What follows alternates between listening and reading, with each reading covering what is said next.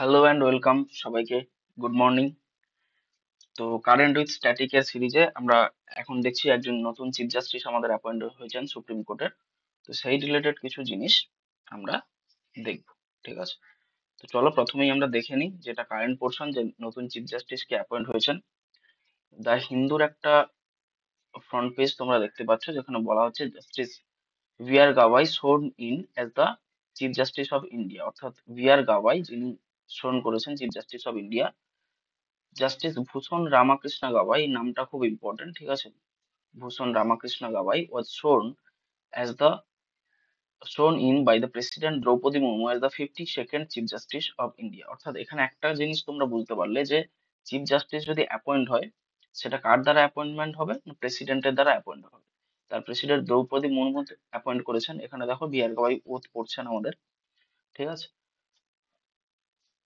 Justice Gavai is the first Buddhist chief justice of India, অর্থাৎ ইন্ডিয়ার ক্ষেত্রে প্রথম বুদ্ধিস্ট চিফ জাস্টিস হচ্ছেন জাস্টিস ভি আর গাভাই, এবং তিনি হচ্ছেন সেকেন্ড দলিত চিফ জাস্টিস। ফার্স্ট দলিত চিফ জাস্টিস কে হয়েছিলেন 2010 সালে? কেজি বালাকৃষ্ণন। কেজি বালাকৃষ্ণন ছিলেন আমাদের ইন্ডিয়ার ফার্স্ট দলিত চিফ জাস্টিস। ওকে, চলো।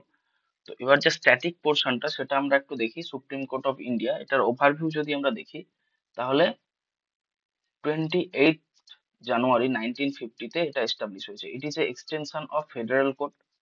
আমাদের ফেডারেল কোর্ট কিভাবে এস্টাবলিশ হয়েছিল?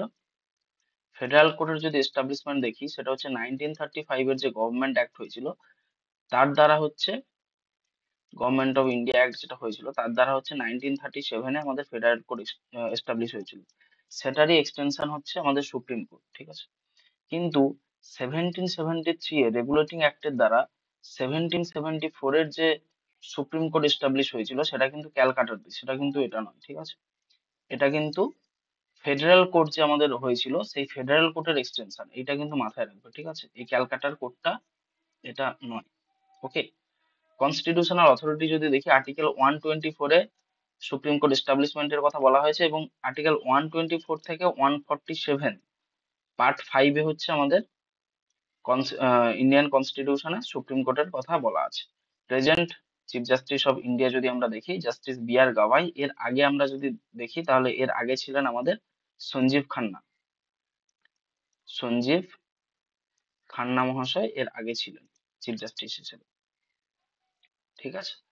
আচ্ছা, কম্পোজিশন আমরা যদি দেখি, বর্তমান সুপ্রিম কোর্টের যদি কম্পোজিশন দেখি, তাহলে চিফ জাস্টিস অফ ইন্ডিয়া একজন থাকবেন, এবং তার সঙ্গে 33 জন জাজ থাকবেন। এটা হচ্ছে টোটাল আমাদের সুপ্রিম কোর্টের কম্পোজিশন। জাজেস are appointed by the president, এটা আমি ফার্স্ট হেডলাইনেই বলেছিলাম যে জাজেস আর অ্যাপয়েন্টেড কার দ্বারা হবে? প্রেসিডেন্টের দ্বারা, ঠিক আছে। ফলোইং দ্য কলেজিয়াম সিস্টেম, একটা কলেজিয়াম সিস্টেম আছে, সেই কলেজিয়াম সিস্টেমের দ্বারা চিফ জাস্টিস অ্যাপয়েন্ট হবেন। এবং সেটা চিফ জাস্টিস অ্যাপয়েন্ট হওয়ার যে ক্রাইটেরিয়া, সেটা কি কি আছে? না, person must B a citizen of India, অর্থাৎ তাকে অবশ্যই ইন্ডিয়ার সিটিজেন হতে হবে, এটা হচ্ছে ফার্স্ট ক্রাইটেরিয়া, ঠিক আছে। তারপরে কি বলেছে? হ্যাভ বিন এ জাজ of a high court or two or more such courts in succession, অর্থাৎ একটা হাইকোর্টের হতে পারে, অথবা একটা বা একাধিক হাইকোর্টের পরপর যদি জাজ থাকেন, অ্যাটলিস্ট 5 ইয়ার, 5 বছর যদি জাজ হন, তাহলে তিনি সুপ্রিম কোর্টের চিফ জাস্টিস হিসেবে এলিজিবল।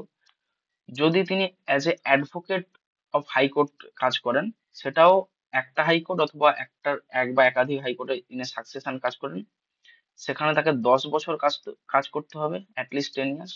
অথবা আরেকটা পোর্শন আছে, যেটা হচ্ছে ডিস্টিংগুইশ জুরিস্ট হতে হবে, কার চোখে? না, প্রেসিডেন্ট অফ ইন্ডিয়ার চোখে। অর্থাৎ প্রেসিডেন্ট অফ ইন্ডিয়ার ওপিনিয়নে তিনি যদি একজন ডিস্টিংগুইশ জুরিস্ট হন, অর্থাৎ স্বনামধন্য জুরিস্ট হন, তাহলে তিনি সুপ্রিম কোর্টের চিফ জাস্টিস হিসেবে অ্যাপয়েন্টমেন্ট হতে পারেন।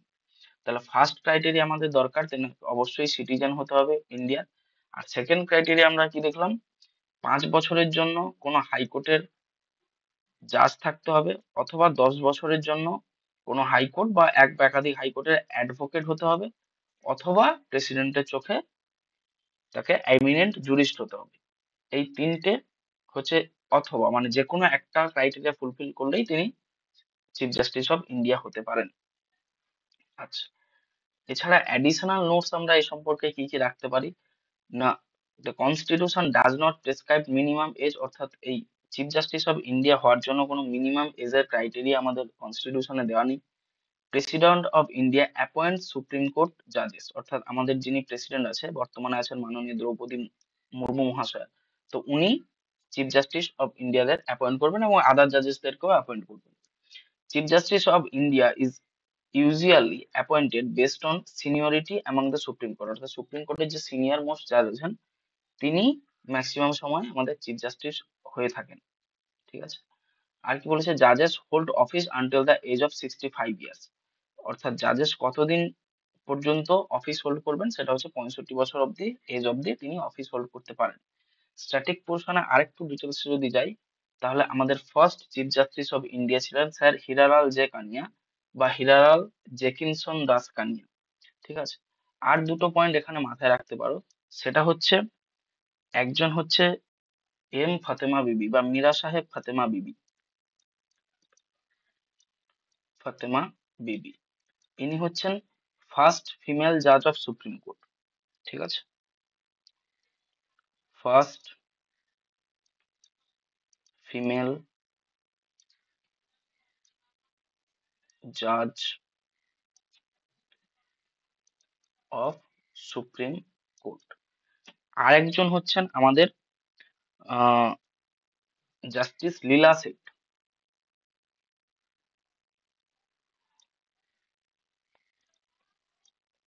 লীলা সেঠ ইনি হচ্ছেন আমাদের first chief justice of high court